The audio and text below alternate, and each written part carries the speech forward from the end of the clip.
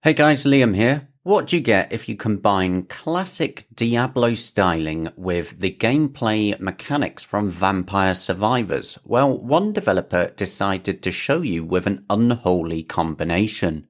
Today I'm showing off a bit of Hall of Torment, and as my intro suggests, it's a fusion of two rather much loved games. With the graphic style and general feel and atmosphere of the original Diablo, but the delightfully one more run feeling of just needing another run of Vampire Survivors as you battle through the hordes to keep getting better. It's now in early access on Steam, and I'll admit I'm a little bit obsessed with this one. I played the demo prologue it had for quite a long time, and the developer sent over a key, so I've been giving the bigger version a go, and honestly, it's great. It's clearly going to be my next obsession for whenever I have a few minutes free. I'm going to be picking up and playing it a lot. For an early access game, it has a ridiculous amount of content in it already, including at least 3 stages, 7 characters, 11 different abilities to upgrade, 12 unique bosses, 30 unique monsters, 14 blessings that make you stronger outside of the main battles, so that's like your meta progression. And there's over 150 different quests to complete, and the list of features goes on. Now, much like Vampire Survivors, Brotato, and many other popular games that have sprung up like it, the games are quite short, taking a max of about 30 minutes each. Every run lets you build up a slightly different character, and you can become quite overpowered if you play it right. What makes it interesting and worth playing is just how different it feels to all the other Vampire Survivor likes. Yet again, a small developer has taken this popular idea and put their own unique spin on it. A bit more like a traditional RPG, you find equipment abilities out in the world during your run, and there's the quest system for your extra meta progression, and the monsters and bosses have some pretty varied abilities and behaviours. They don't all just walk at you and hope for the best by touching you, although it does have plenty that will just walk at you to attack because they're basically the levelling up food for the grinder. Like some characters will actually have a shield that they'll put down when you're close enough to block attacks. Some have a shield that you need to hit to take away. Some will split into multiple creatures, others will summon other creatures. There's lots to appreciate there. Even the environment has some interesting bits to do, like putting down traps and dealing with hazards. So like you can set off a fire barrel and make the enemies walk inside the fire.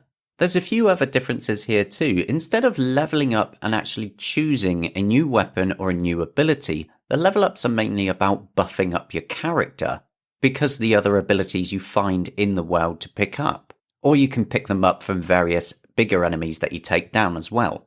And when you find a new ability, level ups can then contain buffs for those as well. The choice on what you pick to upgrade is yours. The direction you face is pretty important as well, because this is a mixture of a twin stick battler and an auto battler.